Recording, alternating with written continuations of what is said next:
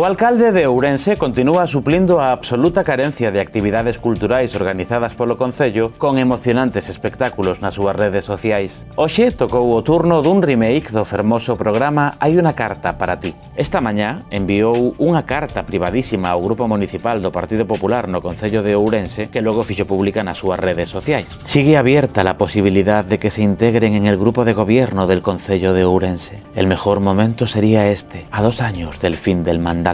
As condicións do rexedor para tan ansiado retorno son a transferencia da titularidade das vías públicas da Xunta perfectamente reparadas, un plan de choque para a cidade histórica, supoñemos que quererá asfaltar, agora que os coches circulan libremente, a creación dunha cidade administrativa autonómica, un convenio que potencie o Centro de Intelixencia Artificial e un convenio para a construcción dun parque acuático termal no entorno do campo da feira. Horas máis tarde, o Grupo Municipal do Partido Popular sumouse ao espectáculo publicando un vídeo nas súas redes sociais cunha épica música de fondo incluída.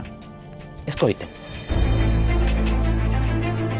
Qué maravilla, verdade? Si su propuesta es sincera y hay un verdadero compromiso por su parte con aquellas líneas de actuación que nosotros consideramos básicas, estamos dispuestos a mantener un encuentro presencial en el que avanzar en un modelo de colaboración cuyos principales beneficiados sean los ciudadanos de Ourense. Qué bonito. Perdón, pero é que un tamén ten sentimentos. Estas liñas básicas son o pexón, os servizos sociais, o termalismo, o apoio decidido pola cultura e a dignificación da vida pública no referido ao trato dispensado aos traballadores municipais. Así que o alcalde poderá seguir insultando aos demais.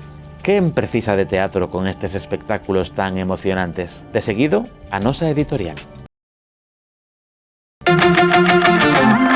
Despois deste emotivo intercambio de correspondencia, agora xa non se escriben cartas como antes, xorde unha pregunta inevitable. Estamos ante un espectáculo sincero? Ou é un paripé? O alcalde leva semanas informando de que existen conversas ao máis alto nivel para que o Partido Popular retorne ao goberno do Concello de Ourense. Mentía antes? Minte agora? A mentira é o seu modo de vida? Deixamos estas preguntas no aire. Comunícanme, noutra orde de cousas, que a situación na Deputación continúa baixo control.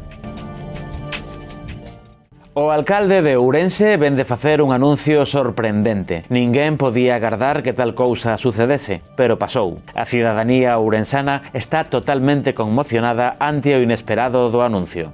O Partido Popular regresa ao goberno municipal de Ourense.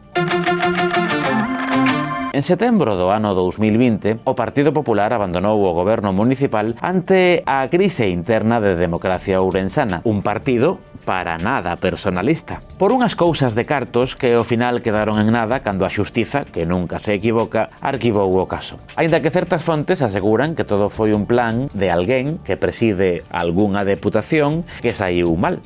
Dende aquel momento, todas as competencias municipais foron exercidas por tan só o alcalde e 2 concelleiros. Dirixentes do Partido Conservador levaban meses preparando o terreo para este momento, con frases como que cumpría devolverlle a honra ao rexedor e o tempo outorgarlle estabilidade á cidade. Unha consulta rápida nun traductor simultáneo linguaxe política a galego, galego-linguaxe política, ven indicar que isto significa bla bla bla, bla bla bla, bla bla bla. Nunha entrevista, pouco antes das 2 da tarde en Onda Cero Ourense, a voceira municipal do Partido Popular asegurou que onte sentáronse 5 minutiños a falar co alcalde e que hoxe, en calquera momento, chamaríanse para falar un rato. Parece ser que ese rato foi productivo. En torno a 3 horas despois, o alcalde facía público o acordo no seu Facebook.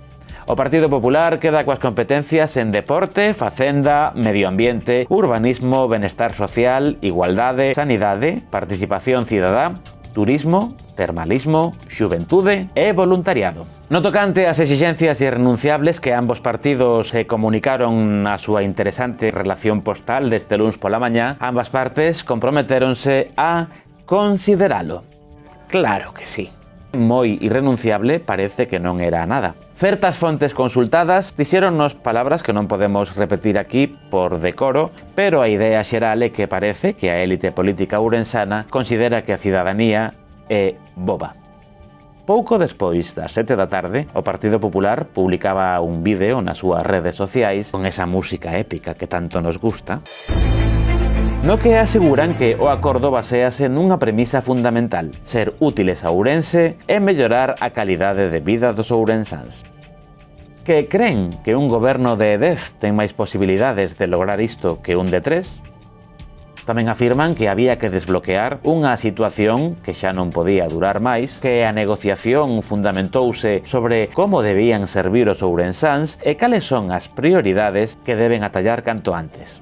Aseguran tamén que a prioridade fundamental é dotar a cidade dun goberno que traballe pola cidade.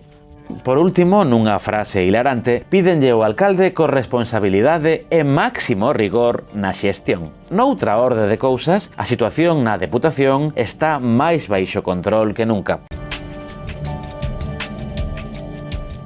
O alcalde de Ourense é un home feliz. Ampliamos esta información despois dun bloque de noticias breves.